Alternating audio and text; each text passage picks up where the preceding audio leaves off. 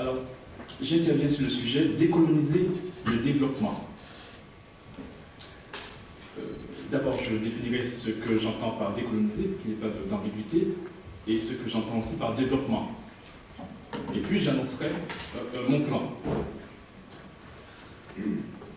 Nous entendons par développement le changement qui engendre des conditions culturelles, sociales, environnementales et économiques d'existence plus épanouissantes pour les êtres humains d'une société donnée. J'ai bien dit pour les êtres humains d'une société donnée. Et nous entendons par décoloniser l'aboutissement du processus de décolonisation. La décolonisation est le processus qui se réalise en s'opposant au processus qui lui est contraire, c'est-à-dire au processus de colonisation. Le processus de colonisation auquel nous faisons référence ici est celle qui est perpétuée par les États européens à partir du XVe siècle dans les Amériques, en Afrique, en Asie, en Australie. Dire aujourd'hui qu'il faut décoloniser le développement, c'est affirmer que la décolonisation du développement n'est toujours pas réalisée. C'est aussi et surtout reconnaître la nécessité d'extirper le développement du processus de colonisation auquel il est encore soumis. C'est chercher à sortir le développement du paradigme colonial dans lequel il se trouve pour l'introduire dans le ou un paradigme décolonial, dé au sens de préfixe qui veut dire cessation. Donc, dire qu'il faut aujourd'hui décoloniser le développement, c'est témoigner qu'il existe encore des colons, car effectivement, il n'y a pas de colonisation sans colons. Au commencement et durant la colonisation, il y a les colons et leurs pratiques. Ce sont les colons qui fondent et organisent concrètement sur les êtres humains et les territoires dominés de la colonisation. Par conséquent, décoloniser le développement revient, de fait, concrètement, à expurger la vie de la société colonisée de tous les goûts et pratiques des colons, c'est-à-dire à décréoliser la société. Nous essayerons donc de démontrer qu'en effet, le développement en situation coloniale n'existant que pour la communauté des colons, il ne peut avoir de décolonisation du développement sans que préalablement la société ne soit décréolisée. Mais faut-il que l'on sache c'est quoi créoliser et c'est quoi la créolisation, puisque je parle en fait de décréolisation. Alors, mon exposé s'articule en deux grandes parties. La première partie s'intitule « L'impossible décolonisation du développement dans une société créolisée ». Dans cette partie, nous répondrons à la question « Qu'est-ce que la créolisation ?» Et en deuxièmement, nous verrons c'est quoi la culture créole ou créolisée. La deuxième partie, nous l'avons intitulée « Décoloniser le développement, c'est décréoliser la société ». Et donc dans cette deuxième partie, nous proposerons, je dirais, des moyens pour aboutir le projet de décolonisation. L'impossible décolonisation du développement dans une société créolisée. Qu'est-ce que la créolisation? Alors, pour répondre à cette question, je ferai parler des historiens, dans un premier temps, qui nous diront c'est quoi la créolisation, et puis dans un deuxième temps, nous allons, par nous-mêmes, aller dans les archives, et nous allons prendre comme témoin, justement, les archives, pour vérifier ce que nous disent les historiens sur ce qu'est la créolisation. L'histoire d'un fait, ou d'un événement, que nous restitue celui qui fait œuvre d'historien, doit d'abord et avant tout se justifier par la validité de ses sources. L'historienne Florence Gauthier, qui a fait des travaux de recherche portant sur la créolisation, nous revient de ses travaux en étant particulièrement précise sur ce qu'est ce phénomène.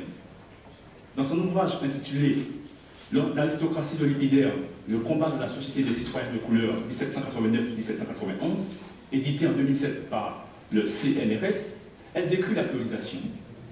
Cette dernière se révèle être effectivement consubstantielle à la colonisation comme à l'esclavage, qui en 2001 a été qualifié par le Parlement français de crime contre l'humanité. Je cite Florence Gauthier. Les esclaves formaient deux groupes distincts selon la division du travail sur la plantation sucrière. Les captifs fraîchement débarqués d'Afrique, appelés bossades, travaillaient au champ. Les conditions de travail étaient très dures, mais les maîtres laissaient une certaine autonomie aux bossades pour permettre la réalisation du processus de créolisation qui consistait à transformer des captifs libres jusqu'à leur capture en esclaves travailleurs, ce qui n'était pas simple. Ce processus de créolisation était à la fois un processus de désocialisation, de dépersonnalisation, de désexualisation, de décivilisation des captifs et un apprentissage des rapports maître-esclave, du travail contraint, de la langue dite créole, entre guillemets, ainsi que les formes culturelles encouragées et sélectionnées par les maîtres. L'autre groupe était formé d'esclaves créoles, donc d'esclaves de gens d'afro-descendants déjà créolisés, nés sur place au hasard des rapports sexuels entre les esclaves, entre les libres et les esclaves. Ils étaient destinés aux travaux qualifiés, encadrement des bourses-salles, métier, donc nous voyons qu'il est déjà au service du système, encadrement des bourses-salles, le créolisé est déjà au service du système, métier nécessaire à l'entretien de la plantation, formation à la partie mécanisée des travaux, domesticité enfin. Ces esclaves apprenaient la langue créole, mais aussi celle du maître. C'était dans ce groupe que l'éducation, le travail personnel, l'affranchissement étaient possibles. Fin de citation. Nous allons citer un deuxième historien pour que l'on comprenne bien c'est quoi la créolisation. Nous allons citer l'historien Albany Buran, qui dans son livre édité en 2009 par l'édition Ibis Rouge, intitulé « L'esclave avait-il donc une âme ?» La fête servile à la Martinique dans la première moitié du 19e siècle. Dans ce livre, en fait, l'auteur analyse la vie des esclaves à travers, en fait, leur rapport à la fête et je dirais, au rôle de la fête dans leur vie quotidienne coloniale. Voilà ce que l'auteur nous dit. Comment donc, au niveau de la fête, sera effectuée cette œuvre d'uniformisation culturelle, de créolisation? Une entreprise de déculturation. La première étape du processus d'asservissement de l'Africain correspond à une œuvre de déculturation. L'exercice est méthodique et les erreurs à éviter sont soulignées. Alors peut commencer le travail d'effacement de son identité, de son statut originel. On lui attribue un nouveau nom, une nouvelle famille, celle de son parent. L'esclave est singulièrement excisé, décapité culturellement par la force de la législation mise en place par l'aristocratie dominante. C'est un véritable dressage moral, psychologique auquel il est soumis. Une démarche qui, en assurant de le vider culturellement, garantit le succès de l'instruction qui lui sera donnée et sa rapide adaptation à la vie de l'habitation. Chargée de l'instruction des esclaves, l'Église leur apporte d'éducation que celle qui contribue à les maintenir dans leur état. La connaissance de quelques prières simples, la préparation au baptême sont les efforts qu'elle consent. Tout enseignement qui pourrait conduire à la remise en cause du système est proscrit. L'administration souvent invite le clergé à redoubler d'efforts en matière d'éducation. Cette politique de vigilance doit assurer à la population servile une conduite et des pratiques conformes aux exigences de la civilisation européenne. L'implication de quelques blancs aux côtés des esclaves dans l'organisation des festivités aurait pu être, à terme, l'amorce d'un rapprochement des classes constituant la société coloniale. Mais la lecture qu'elle se faisait de la fête était diamétralement opposée. Elle n'y voyait pas que récréation et divertissement. Les esclaves la considéraient comme un instrument de recentrage culturel et voyaient le recentrage culturel et religieux. Une discipline chargée de galvaniser les énergies dans la résistance à l'oppression du système. Pour les Blancs, la fête ne pouvait être que moyen de maintien de la paix sociale et de hiérarchisation de la société. Un moyen qu'il fallait contrôler, orienter en accentuant sa créolisation. Fin de citation. Alors, voilà ce que nous disent les historiens. Alors, voyons maintenant ce que nous disent les archives, de façon à ce qu'en conscience, on puisse, je dirais, avoir un point de vue clair et net au sujet de ce que nous rapportent les historiens s'agissant de la créolisation. Donc, en analysant les archives, nous constatons que ce sont les colons qui ont institué la créolisation pour l'imposer comme modèle violent de socialisation aux hommes et aux femmes et aux descendants de ces derniers, mis en esclavage à partir du XVe siècle, et que les abolitionnistes n'ont cessé de la dénoncer, de la combattre, comme ils ont combattu les agents de ce processus que sont les créoles et les créolisés. Et c'est pour cette raison qu'à travers en fait, les citations que je veux vous faire, eh bien, vous verrez dans un premier temps, et j'ai titré cette partie, les colons imposent, instituent et défendent la colonisation. Vous verrez en fait qu'en effet, les colons, ceux qui voulaient en fait que le système demeure, système dont ça nous a parlé tout à l'heure en tant qu'être humain expérimentant ce système quotidiennement aux États, et puis pareil, système dont nous a parlé Maître Claudette Jamel tout à l'heure. Nous y reviendrons. Les colons imposent, donc je disais, instituent et défendent la colonisation. Si l'on veut bien comprendre ce que signifie être créolisé, ou le fait de créoliser, il est indispensable d'entendre l'emploi que les colons en font dans leurs écrits coloniaux et saisir en même temps le projet pour le développement, puisqu'il s'agit du développement, mon sujet, pour le développement qu'il contient. Le témoignage que l'esclavagiste Poyen de Sainte-Marie a laissé sur l'histoire de la colonisation des sociétés nous permet de saisir des modalités d'opération et des enjeux de cette colonisation sur le monde. Parce que, en effet, ce processus de colonisation, qui est un projet politique, et qui va se traduire en société, je veux dire en fait qu'il va s'organiser notamment en droit. Le maître Duhamel nous parlait du Code noir. Eh bien, ce processus ne va pas concerner seulement les Amériques, mais ce processus va s'étendre dans tous les espaces où cette colonisation, ces colons vont vouloir remettre la main. Et en l'occurrence, dans les Amériques, mais aussi en Afrique, aussi en Asie, mais aussi en Australie, sur tous les continents. Voilà ce que nous dit Poyen de Sainte-Marie. Alors là, nous sommes la société esclavagiste et il nous parle en fait de ça. Et en bon conseiller des commandeurs des nouveaux, entre les cas de ceux qui semblent ne pas, les colons qui doivent apprendre en fait le métier, voilà ce qu'il leur dit. Les commandeurs doivent recevoir l'ordre le plus absolu. Donc c'est un ouvrage qui date de 1792, qui s'intitule De l'exploitation des sucreries, ou conseil de vieux planteurs aux jeunes agriculteurs des colonies. Les commandeurs doivent recevoir l'ordre le plus absolu de ne point infliger aucune correction nette des départements de Guinée. Ils doivent au contraire leur expliquer avec douceur ce qu'ils ont exécuté, leur faire remarquer leur faute par la voix de leurs compatriotes, qui doivent, autant que la chose est possible, être mêlés parmi eux lors du travail et logés dans leur voisinage. On doit commencer à les corriger que lorsqu'ils sont assez créolisés pour être jugés capables de commettre des fautes avec connaissance de cause, car alors il serait dangereux de leur tout passer. Et dans ce même ouvrage, il nous dit, il nous rappelle également que les Africains, je le cite, après 2 ans, ils seront créolisés et d'excellents esclaves. Fin de citation. Là, nous avons vu, c'est un esclavagiste qui nous... Alors, j'ai pléthore en fait de citations de ce genre, bon, j'en ai choisi certaines pour illustrer mes propos. Alors là, nous allons prendre le dictionnaire de l'époque. Le dictionnaire français et géographique CH, qui va de la lettre C à H, contenant tous les mots de la langue française des sciences et des arts, de Babou, l'auteur, qui date de 1836. Nous sommes dans la société esclavagiste et nous allons voir que ce dictionnaire confirme la réalité que les contemporains à la société coloniale désignent par les expressions créoles et créolisées. Et nous l'éclaire aussi. Voilà comment définit ce dictionnaire le mot créolisé, l'adjectif créolisé. Créolisé, adjectif, naturalisé aux colonies, qui a les goûts et les habitudes d'un colon. On est créolisé lorsque, justement, on fonctionne selon les goûts et les habitudes du colon, c'est-à-dire selon l'ordre établi par le colon. Donc l'individu créolisé est en effet celui qui est naturalisé aux colonies, qui a les goûts et les habitudes de colon.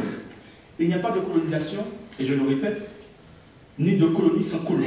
Au commencement de la colonie, il y a les colons. Ce sont les colons qui vont fonder et organiser concrètement la colonisation. Citons à nouveau ce dictionnaire. Qu'est-ce que ce dictionnaire nous dit de qu'est-ce qu'une colonie? Colonie, conquête, possession de gouvernements européens au-delà des mers où, sous la protection de la métropole, des spéculateurs, des immigrants se sont fixés pour en cultiver le sol et former des établissements commerciaux.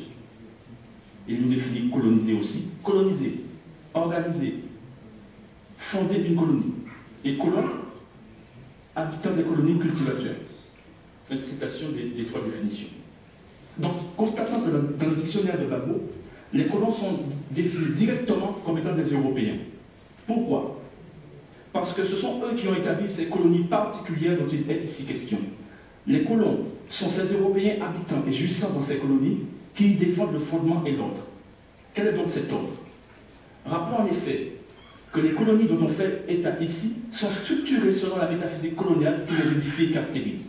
Que ces colonies sont l'institutionnalisation d'une hiérarchie de plusieurs natures ou essences humaines, avec au sommet la nature des Blancs, qui d'une part sont détenteurs de tous les pouvoirs politiques, économiques, religieux et culturels, et qui d'autre part sont définis comme seuls dispensateurs de civilisation, c'est-à-dire comme seuls producteurs de culture pleinement humaine.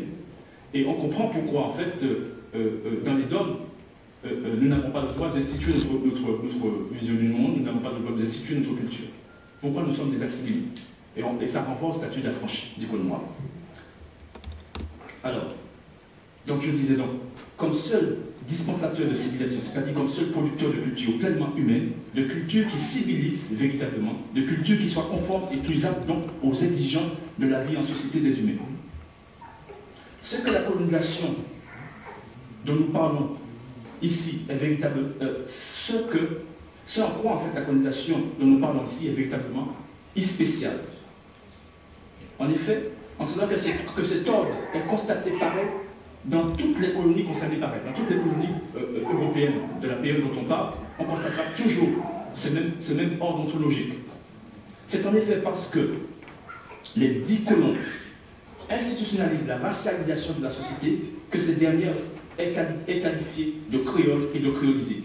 Et c'est dans ces conditions que les colons qualifient, justifiés dans leur pratique par leur vision du monde comme par leur état colonial respectif, exposeront et imposeront l'adoption de leurs goûts et habitudes à ceux qui n'ont pas encore l'habitude de pratiquer, dans leur relation concrète avec leur environnement humain, la représentation métaphysique créole. Dans les colonies françaises, c'est le code noir, dit encore recueil d'édites, déclarations. Voilà, c'est le code noir, promulgué au mois de mars 1881 par le roi français Louis XIV, qui est va demeurer la manifestation juridique archétypale de cet ordre fait processus. Comme il est constaté, le thème créé, choisi et utilisé par les colons pour caractériser leur propre goût et habitude de colons est l'adjectif créolisé. C'est pour cette raison que l'adjectif créolisé est employé durant la période de la colonisation pour qualifier les goûts et les habitudes de toutes les personnes, notamment les afro-descendants, des Amérindiens et des Européens, qui adoptent les goûts et habitudes des colons, c'est-à-dire précisément qui pratiquent à l'encontre des dites races inférieures le racisme criminel.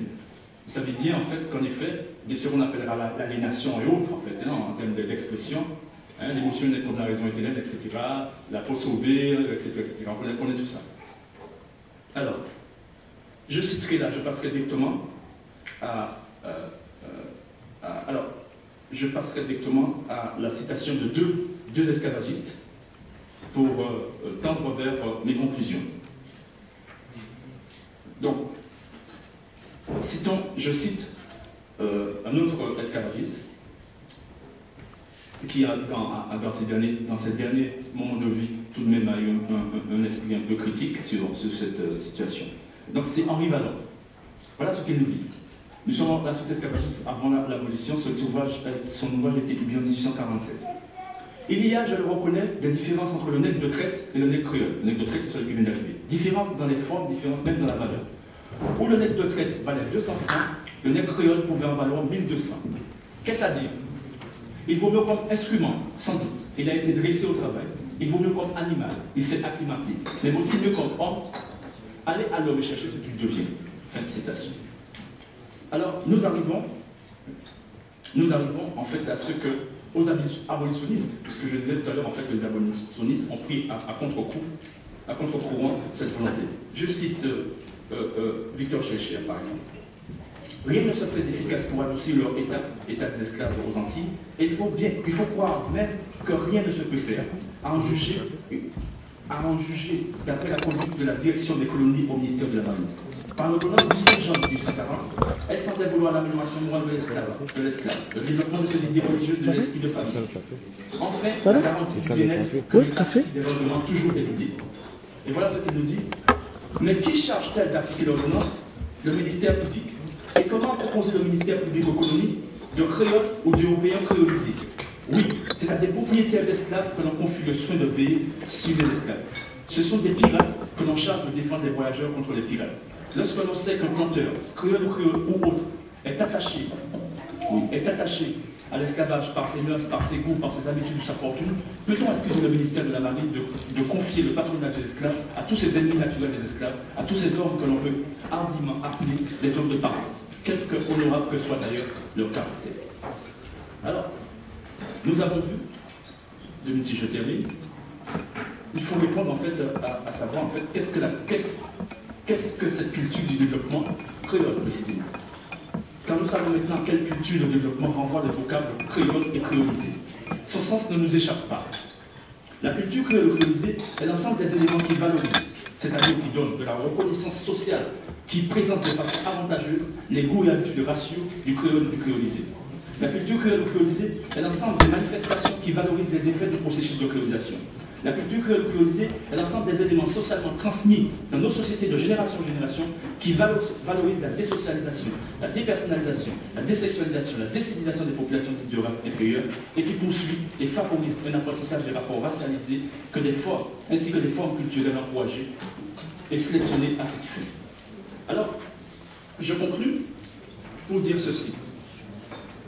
On comprend donc qu'il ne peut y avoir de développement pour les colonisés, puisque conformément aux goûts et habitudes des colons, les colonisés se socialisent journellement dans des sociétés où la négation de leur humanité traduite en culture est instituée. Un colonisé effectivement en droit n'a pas une identité de personne humaine, mais de sous-humain. Le développement de sa société, parce qu'elle est colonisée, est par conséquent institutionnellement interdit et systémiquement refusé. Nous arrivons à mon dernier chapitre. Décoloniser le développement, c'est décoloniser la société. Trois points, madame. Trois points.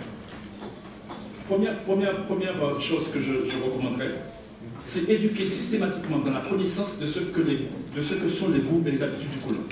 Connaître ce qu'est la colonisation. Parce que sans cette connaissance, on passera à côté. Deuxième chose, dénoncer et combattre systématiquement les goûts et les habitudes du colon, c'est-à-dire combattre la colonisation du monde. Troisième chose, instituer la décolonisation. Ce à quoi précisément participe la reconnaissance européenne de la colonisation de l'esclavage colonial comme étant des crimes contre l'humanité.